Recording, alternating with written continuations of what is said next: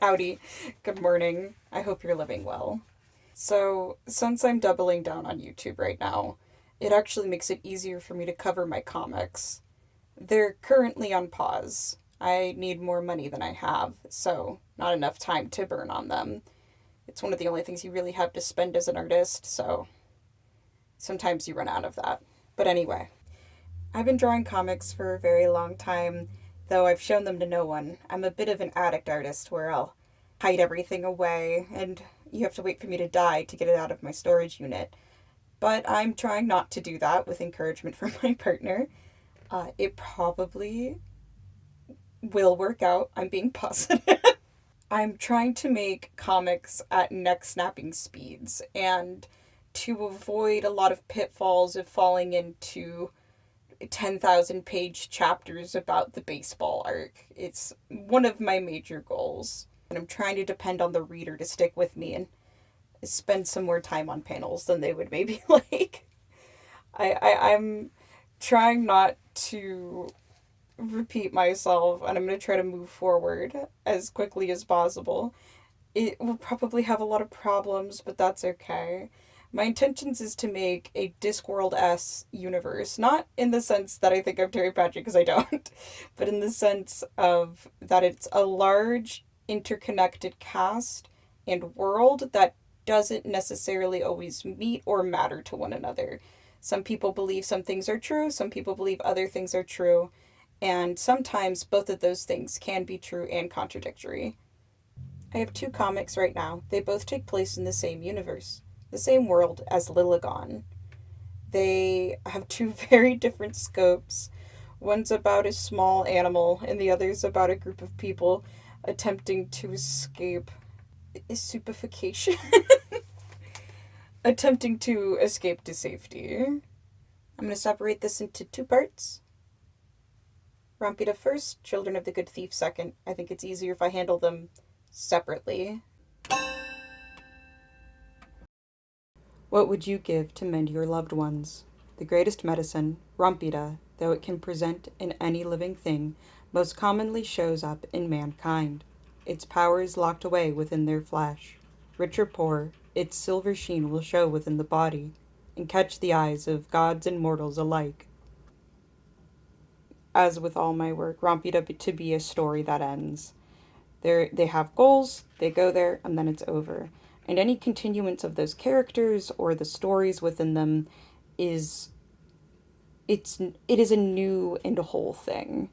So instead of it being Rompeita 2, it's something else entirely.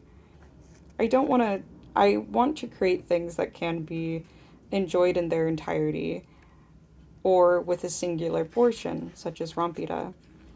I do believe that the answers about what Rompeita are and how they live will be within this story, but for the rest of my series, you don't necessarily have to read Rompeita to have this understanding. It may not be deep, and you may be a bit lost on what people are talking about, but you can always go to that specific series and read about it to find out more. I would like the world of Lilligan to be a sandbox I can always play in, and the Rompeita to be one of the many sorts of people you can meet along the way. A new fantasy idea introduced. A mildly new fantasy idea introduced within these pages.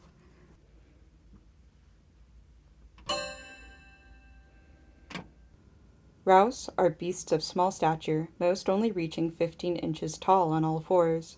They live short and brutal lives, where old age takes its toll in their early 30s. Despite this, they live rich lives for the God that created them. They are intelligent and resourceful, traders and craftsmen, with cultures as varied as their coat colors. Joy in walking signs, a young male driven from his kin's burrows. He knows he needs to find community to survive winter, for these little beasts can't go it alone.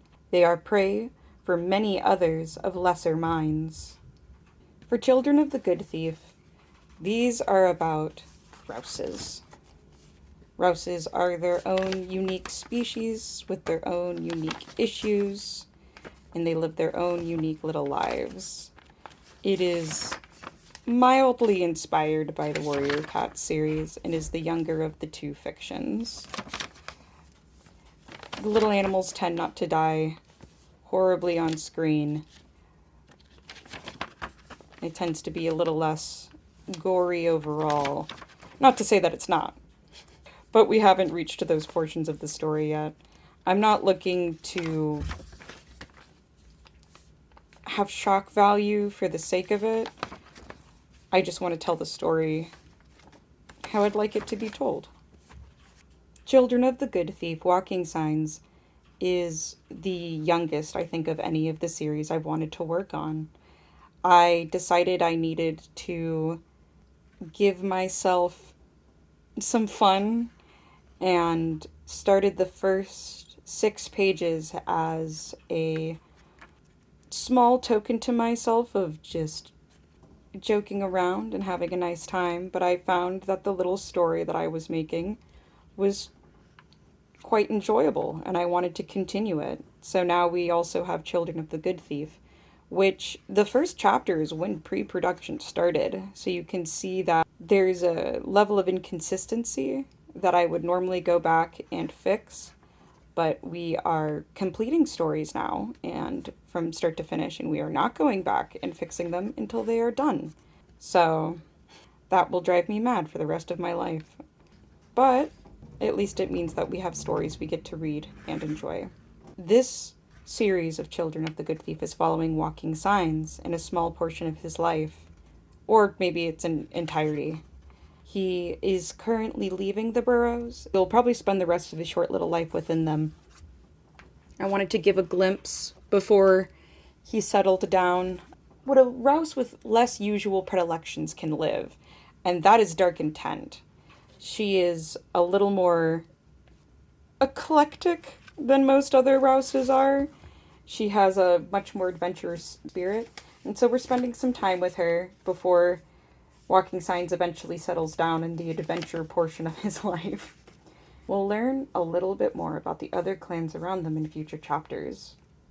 I want Children of the Good Thief to be a multi-subject series, which is why it has that portion of the name Walking Signs at the end, because Children of the Good Thief won't always feature him as the main character. Eventually his story will wrap up, and it can feature either another point of view within the clan or another rouse entirely. I prefer my comics in print. I actually don't care if you guys mail my chapters to one another and cause a big chain. There's a reader's log in the back for that. There's something about the way comics are shared online so divorced from the format that makes them so interesting that it gives me a rash. Because I think webcomics and comics can be very separate in how they present themselves. I mean, Homestuck's a great example of that, where different, like A-B page formats and having to flip through it is a very different experience than clicking a button right and left. Neither is wrong, or scrolling up and down. Long form webtoons are interesting. There's nothing wrong with these things. I'm not saying one is better than the other. I just prefer one for my work because I'm an artist.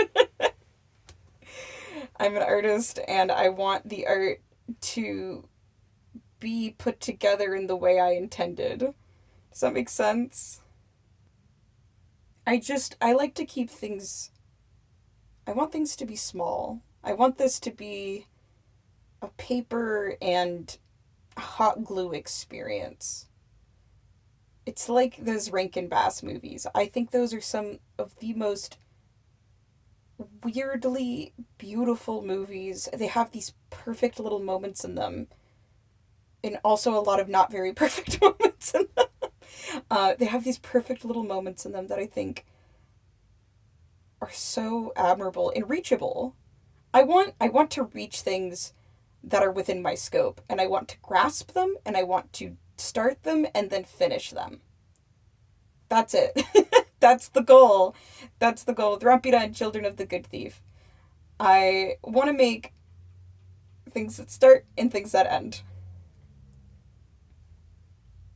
Yeah.